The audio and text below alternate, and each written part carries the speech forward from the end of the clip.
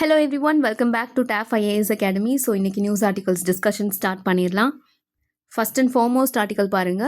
Net FDI hits 45-month high in February, breaks 6-month ஜிங்ஸ். So நமக்கு net foreign direct investment பார்த்தீங்கன்னா all time ஹைனே சொல்லலாம். Like 45-month ஹையை வந்து February month ரீச் பண்ணியிருக்கு.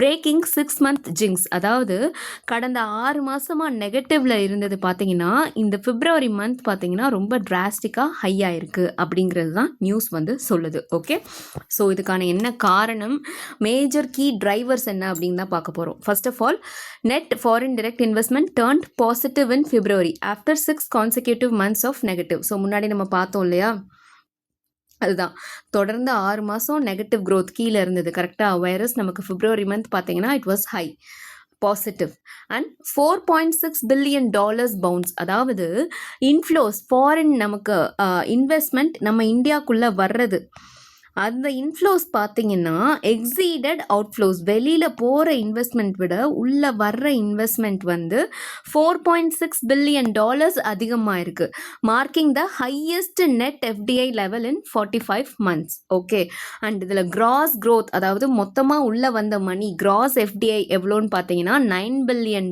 ஃபார் த மந்த், ஆல்மோஸ்ட் ஒரு 61.6% increase when compared to the previous year. Okay, fiscal year performance அப்படின்னு பார்க்கல, for the first 11 months of the financial year gross FDI reach பண்ணது $88.3 billion, almost ஒரு 18% jump over the same period last year. Okay, so data தெளிவாக தெரியுதா? 6 மாதமாக நெகட்டிவில் இருந்தது, இப்போது February monthல பயங்கரமாக பாசிட்டிவாக இருக்குது. ரொம்பவே வந்து க்ரோத் பார்க்குறோம். ஆல்மோஸ்ட் ஒரு $4.6 billion வந்து இன்ஃப்ளோஸ் அதிகமாக இருக்குது. ஓகே, இதுதான்.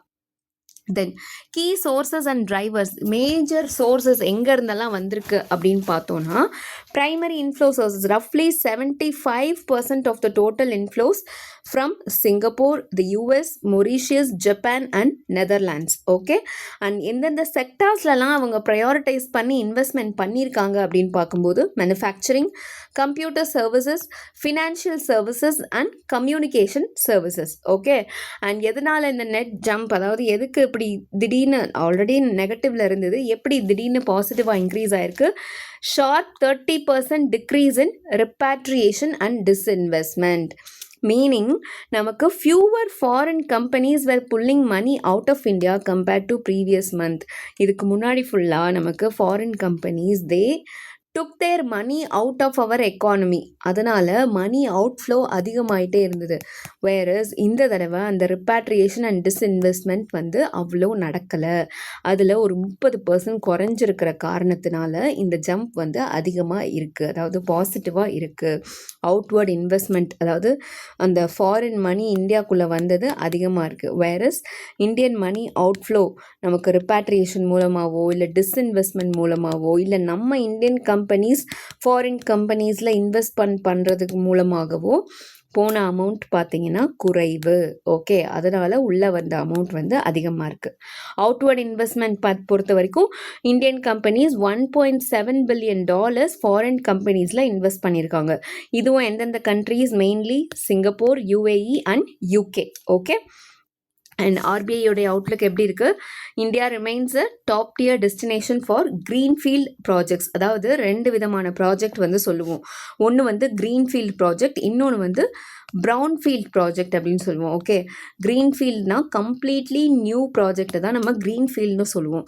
Whereas already existing or brownfield அப்படிங்கிறது ஆல்ரெடி இருக்கிறதுல you are going to make some reforms or changes, you are going to bring some changes அப்படிங்கிறது தான் நமக்கு ப்ரௌன்ஃபீல்ட் ப்ராஜெக்ட் அப்படின்னு சொல்லுவோம். ஸோ ஆர்பிஐ பொறுத்த வரைக்கும் India still remains a top tier destination for new projects, that is greenfield projects. Okay, so நமக்கு முன்னாடி அதாவது லாஸ்ட் இயருக்கும் இந்த இயருக்கும் பர்ஃபார்மன்ஸ் கம்மி தான், but still we remain a top tier destination அப்படிங்கிறது தான் ஆர்பிஐ சொல்லியிருக்கிறது. Okay, so yes, that's all about this one. Next news பாருங்கள், இது நமக்கு ஸ்டேட் ரிலேட்டட் சொல்லப்போனால் இன்ஃபேக்ட் நமக்கு Chennai city related news, city நியூஸில் கவர் ஆகிருக்கிறது. மீசில்ஸ் கேசஸ் வந்து அதிகமாக ரிப்போர்ட் ஆயிருக்கு. ஸோ சென்னையில் மீசல்ஸ் வந்து ஒரு ஃபியூ கேசஸ் வந்து ரிப்போர்ட் ஆகிருக்கு. சில்ட்ரன் வந்து பாதிக்கப்பட்டிருக்காங்க. அது ரிலேட்டடான நியூஸ் தான் நம்ம மீசல்ஸ் பற்றி பார்க்க போகிறோம். அண்ட் ஆல்சோ இந்தியாவுடைய ஸ்டேட்டஸ் பற்றி பார்க்க போகிறோம். மீசல்ஸ் பொறுத்த வரைக்கும் it is a viral disease and இதனுடைய டிரான்ஸ்மிஷன் பார்த்தீங்கன்னா it spreads through respiratory droplets from காஃபிங். அண்ட் மெஜாரிட்டி ஆஃப் சில்ட்ரனில் அதுவாகவே ரிசால்வ் ஆகிடும். பட் ஒரு சில கேசஸ் வந்து காம்ப்ளிகேட் ஆகிறதுக்கான சான்சஸ் இருக்குது. மோஸ்ட்லி நம்ம கம்ப்ளீட்டாக வேக்சினேஷன் இதுக்கான வேக்சினேஷன் கொடுத்துட்டாலே நம்மளால் வந்து ஈஸியாக க்யூர் பண்ணிட முடியும். அண்ட் இதுக்குரிய சிம்டம்ஸ் பாருங்கள். High grade fever, rash along with cough, coryza that is runny nose and conjunctival congestion. Okay. And rash வந்து ஃபஸ்ட்டு நமக்கு ஃபேஸில் வரும் அண்ட் தென் நமக்கு ஃபீட் வரைக்கும் லைக் தலையிலேருந்து ஃபீட் வரைக்கும் வந்துட்டு டெவலப் ஆகும்.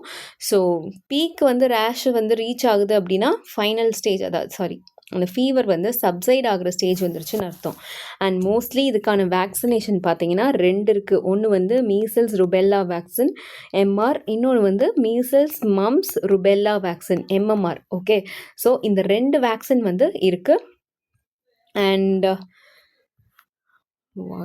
ஓகே, நம்ம ஸ்டேட்டுடைய இம்யூனைசேஷன் ப்ரோக்ராம் பொறுத்த வரைக்கும் ஆல்மோஸ்ட் 99% கவரேஜ் இருக்குது. பட் இந்த கேப், அதாவது இவங்க பார்த்தீங்கன்னா இந்த இப்போ டிசீஸ் ரிப்போர்ட் ஆகிருக்கிறது பார்த்தீங்கன்னா இவங்கெல்லாம் மோஸ்ட்லி நான் வேக்சினேட்டட் சில்ட்ரன். ஸோ கோவிட் டைமில் அந்த வேக்சின் கேப் க்ரியேட் ஆனது அண்ட் ஆல்சோ ஃபர்தராக வேக்சின் ஹெசிடென்சி. ஸோ வேக்சின் போடுறதுக்கு மறுக்கிறது.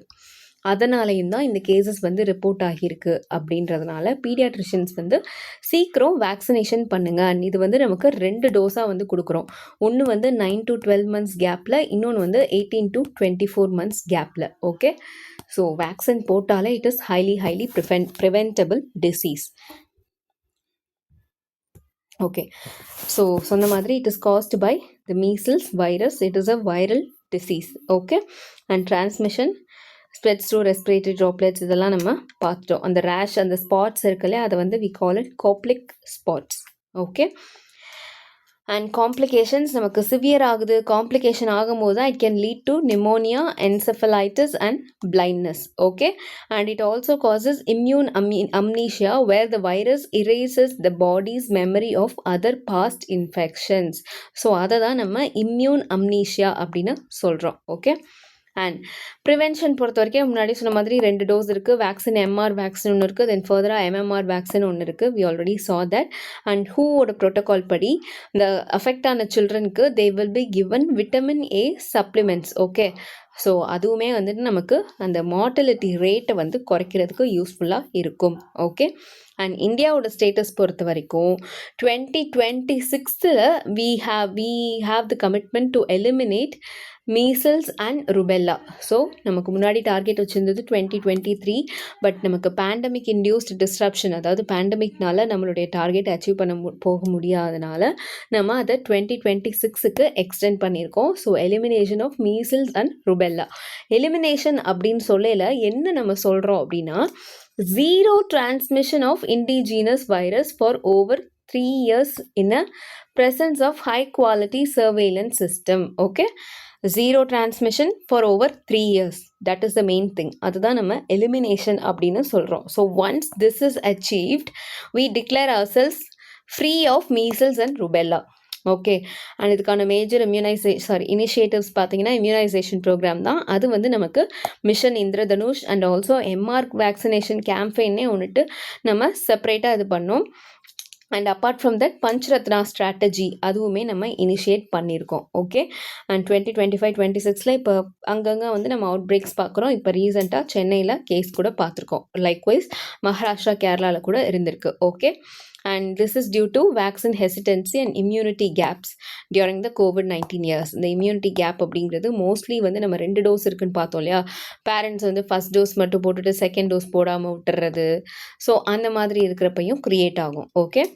So that's all about this one. Next news பாருங்க. Slender loris electrocuted on power line near Dindigul. இதுவுமே அகெயின் நமக்கு லோக்கல் நியூஸ் தான். But we are going to see about slender loris. Okay. Slender loris பார்த்தீங்கன்னா it is a nocturnal primate. நாக்டர்னல்னால் என்னது? Night time ஆக்டிவாக இருக்கக்கூடியது. Okay. and it is a primate and it is arboreal. Arboreal means living in trees, okay, and primarily insectivorous. Insectivorous feeding on insects, okay. So இன்செக்ட்ஸை அதனுடைய உணவாக எடுத்துக்கொள்ளும். அதனால் it naturally acts as a pest controller for farmers, okay. And locomotion பொறுத்த வரைக்கும் it moves with a slow hand over hand motion. It cannot jump or leap, making it dependent on continuous canopy or wires. நமக்கு மேலேயே அந்த ட்ரீஸ்லேயே வாழ்கிறதுனால மரம் to மரம் தான் தாவிட்டே இருக்குமே தவிர்த்து. அண்ட் இப்போ நமக்கு ஓவர் ஹெட் கேபிள்ஸ் இருக்குன்ற பட்சத்தில் கேபிள்ஸை வந்து அந்த ஒயர்ஸை வந்து அது யூஸ் பண்ணுது to jump or to shift, அந்த மாதிரி டு மூவ். அப்படி இருக்கிறப்போ they get electrocuted. That is the news today, okay. And இதனுடைய கன்சர்வேஷன் ஸ்டேட்டஸ் பொறுத்த வரைக்கும் in IUCN red list it is listed as near threatened, okay. And we have Sri Lankan red slender loris. அது பார்த்தீங்கன்னா that is endangered. So don't confuse. நமக்கு இந்தியாவில் இருக்கக்கூடிய slender loris இருக்குது, whereas Sri Lankan red slender லாரிஸ்னு இருக்குது, ஓகே. இந்தியாவில் இருக்கக்கூடிய slender loris is near threatened, whereas அந்த ஸ்ரீலங்கன் ரெட் ஸ்லெண்டர் லாரிஸ் பார்த்தீங்கன்னா it is endangered. And WPA status பொறுத்த வரைக்கும் it comes under Schedule 1 highest level of legal protection in India. அண்ட் சைட்ஸில் அப்பெண்டிக்ஸ் 2 கீழே வருது, ஓகே. அண்ட் ஹேபிட்டட் பொறுத்த வரைக்கும் பார்க்கும்போது southern regions of the eastern and western Ghats, specifically Tamil Nadu, Karnataka, Andhra Pradesh and Kerala, okay. And இன்னொரு மேஜர் விஷயம் என்னென்னா this one, Kadavur slender loris sanctuary, okay. இது வந்து first of its kind in India.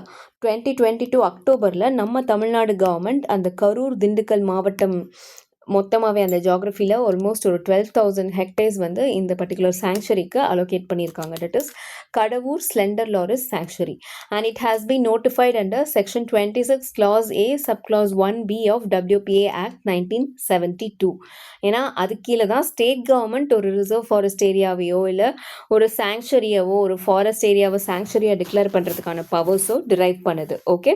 So அது கீழே தான் நமக்கு இந்த Kadavur slender loris sanctuary declare பண்ணியிருக்காங்க. அண்ட் அப்பார்ட் ஃப்ரம் தட் இப்போ நமக்கு 2026 ஸ்லெண்டர் லாரிஸ் கன்சர்வேஷன் சென்டர் வந்து ஓப்பன் பண்ணியிருக்காங்க, which is in Ayalur, Dindigul, okay. ஃபர்தராக இது ரிலேட்டடான ரிசர்ச் அண்ட் ரெஸ்கியூ ஆப்ரேஷன்ஸ்க்கு நமக்கு இந்த slender loris conservation centre open பண்ணியிருக்காங்க. அண்ட் மேஜர் த்ரெட்ஸ் அப்படின்னு பார்க்கும்போது எலக்ட்ரோக்யூஷன், ரோட் கில், சூப்பர்ஸ்டிஷன். இந்த எலக்ட்ரோக்யூஷன் தான் இப்போ நமக்கு நியூஸில் இருக்கிறது. ஓவர் ஹெட் பவர் லைன்ஸ்னால அது வந்து ரொம்பவே அஃபெக்ட் ஆகுது.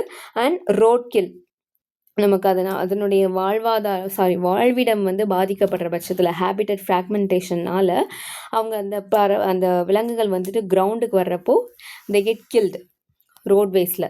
And superstition apart from that நமக்கு இருக்கக்கூடிய, அதாவது நம்ம ஹியூமன்ஸ்னாலேயும் they get affected, they get killed for alleged medicinal or magical properties. இதுக்கு வந்து எந்த விதமான ஒரு லாஜிக்கல் ஒரு லீகல் பேக்கிங்குமே கிடையாது. No logic behind this or no proof that there has been medicinal or magical properties அப்படிங்கிறது. பட் மக்கள் வந்து நம்புகிறாங்க, அதுதான் சூப்பர்ஸ்டிஷியஸ் பிலீஃப். அதனால் they are being captured and killed, okay. So this is another major threat for their life or for their existence itself, okay. So that's all about this one. Okay, next major news பாருங்கள். Karnataka cabinet approve sub classification for SC quota. இது வந்து நமக்கு so far நமக்கு என்ன தெரியும், general category இருக்குது, OBC இருக்குது, தென் SC ST இருக்குது, கரெக்டாக அப்படி தான் நம்ம படிச்சிருக்கோம். எஸ். அண்ட் OBC 27% ரிசர்வேஷன் அப்படின்னா SCயில் 15% reservation and for ST 7.5% reservation அப்படின்னு பார்த்துருக்கோம். அண்ட் வித்தின் திஸ் இதில் SC கீழே சப் கிளாசிஃபிகேஷன் கர்நாடகா கேபினெட் வந்து கொண்டு வந்திருக்காங்க, ஓகே. அதில் வந்து category 1, category 2, category 3. So category 1க்கு 5.25%, கேட்டகரி 2க்கு 5.25% அண்ட் தேர்ட் கேட்டகரிக்கு 4.5%. ஸோ இங்கே ஒரு 11 ப்ளஸ் இங்கே ஒரு 11.5 ப்ளஸ் இங்கே ஒரு 4.5. So in total 15%. ஸோ SCக்கு இருக்கக்கூடிய 15% இப்படி 3 கேட்டகரியாக வித்தின் தேர் ஸ்டேட் பிரிச்சிருக்காங்க, okay, within that state. And இது பாசிபிளா அப்படின்னு கேட்டிங்கன்னா எஸ் பாசிபிள். நமக்கு சுப்ரீம் கோர்ட்டுமே இது ரிலேட்டடான ஜட்ஜ்மெண்ட் வந்து பாஸ் பண்ணியிருக்காங்க. C why states have the power to subclassify? நமக்கு ஸ்டேட் கவர்மெண்ட் அதாவது ஜுடிஷியரியை ரெக்கக்னைஸ் பண்ணது என்னென்னா எஸ்சி கேட்டகரி அப்படிங்கிறது ஒரு ஓவராலாக ஒரு கம்யூனிட்டி மட்டும் கிடையாது. They are not one homogeneous group, ஒரு சிங்கிள் என்டிட்டி கிடையாது. அதுலேயுமே நமக்கு வித்தின் எஸ்சி ஒரு சில குரூப்ஸ் வந்து நல்லாவே அட்வான்ஸ்ட் ஆகிட்டாங்க, whereas others are still under represented அந்த மாதிரி இருக்கும் இல்லையா. So they are not a Monolith அப்படிங்கிறத ஜுடிஷியரி வந்து ரெக்கக்னைஸ் பண்ணியிருக்காங்க. ஸோ தேட் நமக்கு ஆர்டிகல் 16 clause 4 மூலமாக அவங்களுக்கான எம்ப்ளாய்மெண்ட்ஸில் ரிசர்வேஷன் கொண்டு வரதுக்கான பவர் நமக்கு ஸ்டேட்டுக்கு வருது. Okay, so making provisions for the reservation of appointments in favour of any backward class which is not adequately represented. Okay, and states வந்து இதை ஜஸ்ட் லைக் தட் இம்ப்ளிமெண்ட் பண்ணிட முடியாது. They must provide quantifiable data showing that certain subgroups are significantly underrepresented. Okay, so அவங்க just like that இந்த provision கொண்டு வந்துட முடியாது. They need to provide concrete or quantifiable data to prove that certain groups are under represented. Okay, and judiciary இதை வந்து திருப்பி வந்து நமக்கு ரீஇன்ஸ்டேட் பண்ணி சொல்லியிருக்காங்க. ஓகேப்பா, ஸ்டேட்ஸுக்கு பவர் இருக்குது, they have the power to sub classify அப்படின்னு. வேரஸ் தட் இஸ் என்னது சப்ஜெக்ட் டு ஜுடிஷியல் ஸ்க்ரூட்டினி, அதாவது ஜுடிஷியல் ரிவ்யூ ஆர் இப்போ கர்நாடகாவே கொண்டு வந்திருக்காங்களே இதையே அகெயின் கோர்ட்டில் கேஸ் போட்டால் கோர்ட் வந்து அதை எக்ஸாமின் பண்ணும். ஓகே, ஃபர்தராக அதை இன்வெஸ்டிகேட் பண்ணுவாங்க. So it is subject to judicial scrutiny or judicial review.